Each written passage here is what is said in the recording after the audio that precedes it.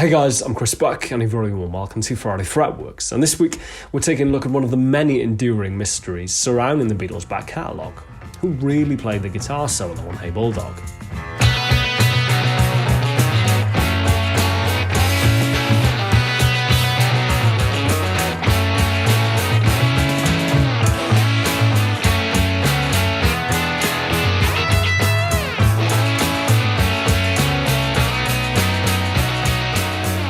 Now, in July of last year, I uploaded a video taking a look at my top 5 George Harrison moments from his time with the Beatles, after I was asked to contribute to a piece by Guitar World magazine. Now, ultimately, for the Guitar World piece, I had to choose just one, and that was Till There Was You, but as you can imagine, trying to whittle it down to just one was near enough an impossible task, hence my top 5 video. Now, in that video, one of the tracks that I really highlighted as a truly masterful piece of guitar playing was George's solo in Hey Bulldog. Brilliant use of repetition and melodic development, the idea of taking a relatively simple refrain but turning it into an incredibly identifiable, memorable part of the track, and all the while still finding time to reference the track's melody in what is ultimately a very short guitar solo. It's a brilliant piece of guitar playing, and as I said in that video, is one of my favourite George moments. But is it actually George playing guitar? Now, unusually for the Beatles, Hey Bulldog was recorded in EMI, Abbey Road, Studio 3, not their usual Studio 2, on February 11th of 1968.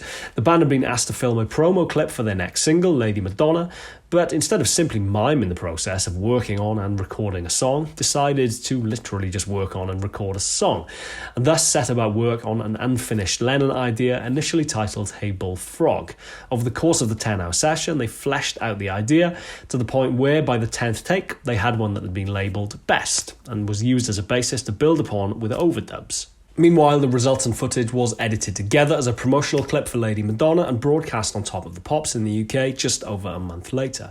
And it wouldn't actually be for many years until Neil Aspinall, the band's road manager, would stumble across the footage and put two and two together that you were actually watching the Beatles record Hey Bulldog.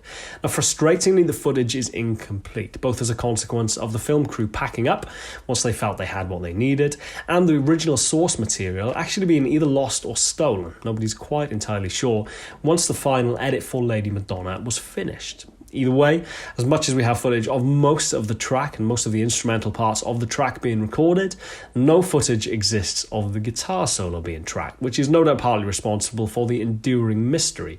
So, who recorded it? I guess, what are our options?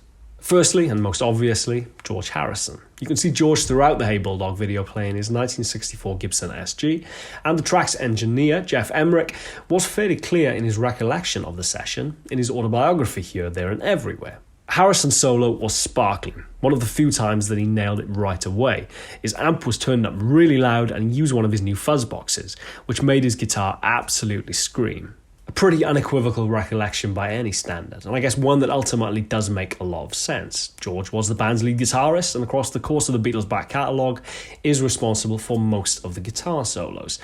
If you listen to the isolated guitar track, you can really hear that not quite fuzz, not quite overdrive that Geoff Emerick is referencing, which to my ears at least seems pretty characteristic of the Vox Conqueror the Beatles were getting a hell of a lot of use out of around this time. Coincidentally, you can actually also see a Vox Conqueror at the 2-minute 35-second mark in the Hey Bulldog video, all of which put together seems pretty conclusive that it probably was George in the dining room with his SG and a Vox Conqueror.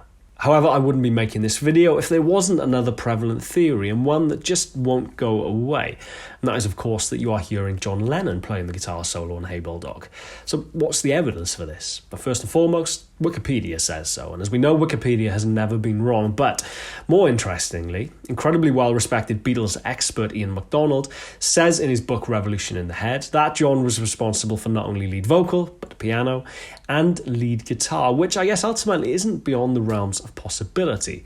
Also worth mentioning that Peter Wynne, author of That Magic Feeling, the Beatles' recorded legacy, states that John can be seen borrowing George's Gibson SG, and that the finished solo has all the trademarks of a Lennon performance in its jaggedness.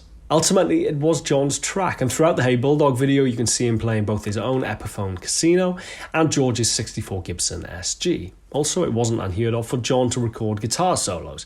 Get Back, of course, being the most famous example, but you could make a very strong argument that the solo in Hey Bulldog has a lot of the same hallmarks of a solo like You Can't Do That, taken from A Hard Day's Night, especially those Chuck Berry-esque, car horn-like high repeating stabbing parts. There are a lot of similarities, undoubtedly. It is, of course, also a possibility that the guitar solo was recorded on John's Epiphone Casino, which, for the sake of argument, may have sounded a little bit like this.